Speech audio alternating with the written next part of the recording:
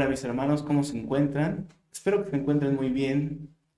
Empezaremos con la continuación de los siguientes capítulos de Lucas.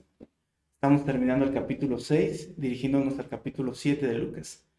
Y pienso yo que es muy importante que reflexionemos sobre un acontecimiento que podemos encontrar en el principio del capítulo 7 de Lucas, donde encontramos una enseñanza muy importante.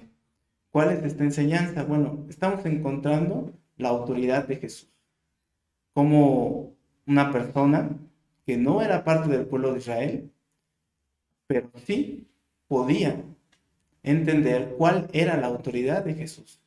Así que vamos a empezar a leer Lucas 7 con la finalidad de encontrar esta enseñanza y podernos nutrir de este de esta parte de la escritura que para mí creo que es muy importante. Así que iniciaremos con el título.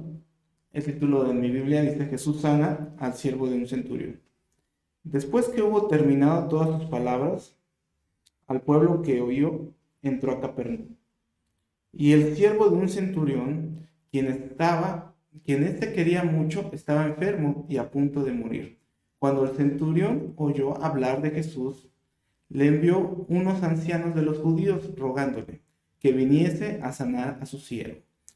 Y ellos vinieron a Jesús y le rogaron con solicitud, diciéndole: es digno que le concedas esto, porque ama a nuestra nación y nos edificó una sinagoga.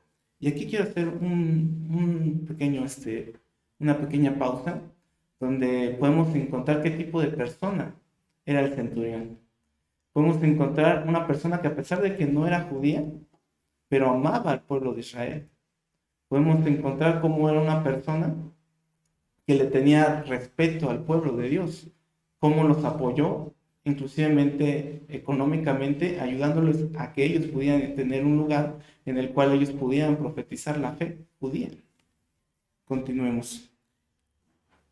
Y Jesús fue con ellos, pero cuando ya estaba lejos, muy lejos de la casa, el centurión envió a sus amigos diciéndole: Señor, no te molestes, pues no soy digno que entres bajo mi techo, por lo que ni aún me tuve por digno de venir a ti.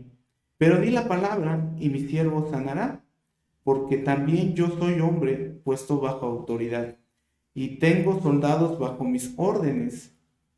Digo a este: ve y va, y al otro: ven y viene, y mi siervo hace esto y lo hace.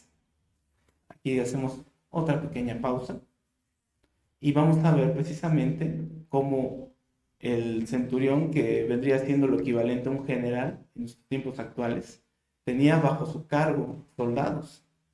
Y él entendía, precisamente en base a su trabajo, qué es lo que representaba la autoridad. Yo comprendo, a base de estas palabras que el centurión transmitió a Jesús por medio de sus amigos, que él entendía la magnitud de la autoridad de Jesús. Tal vez él había escuchado de las escrituras del Antiguo Testamento, cómo los judíos le platicaban acerca de Moisés, cómo le platicaban acerca de David, cómo le platicaban acerca de Daniel. Y él entendía que Jesús era un profeta de Dios.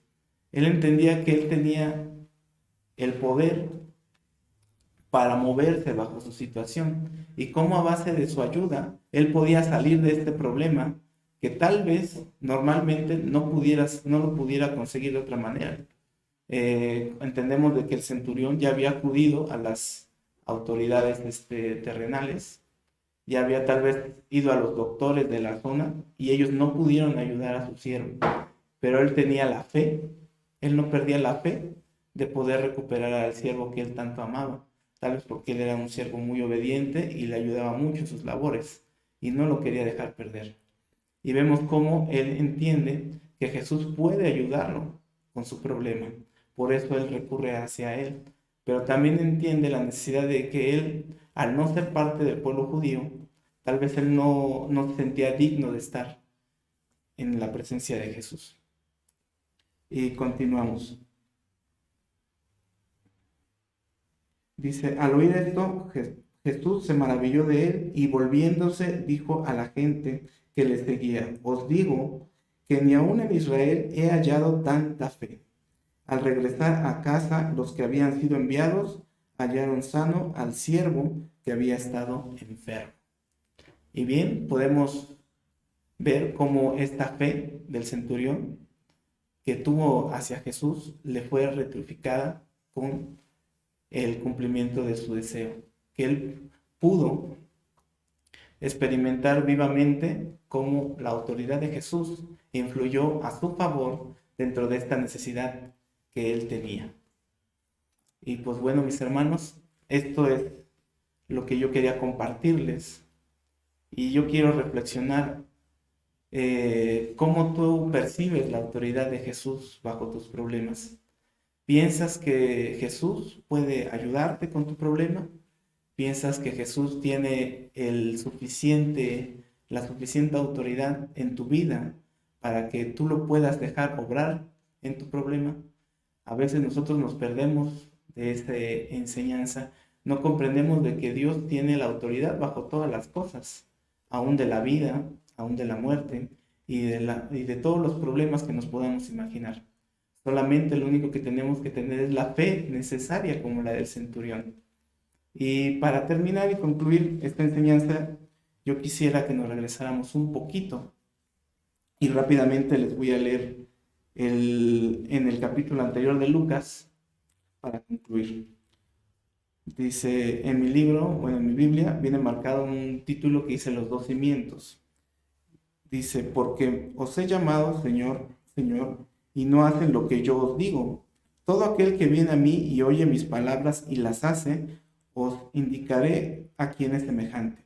Semejante es al hombre que edificó una casa, cavó un hondo y puso fundamentos sobre la roca.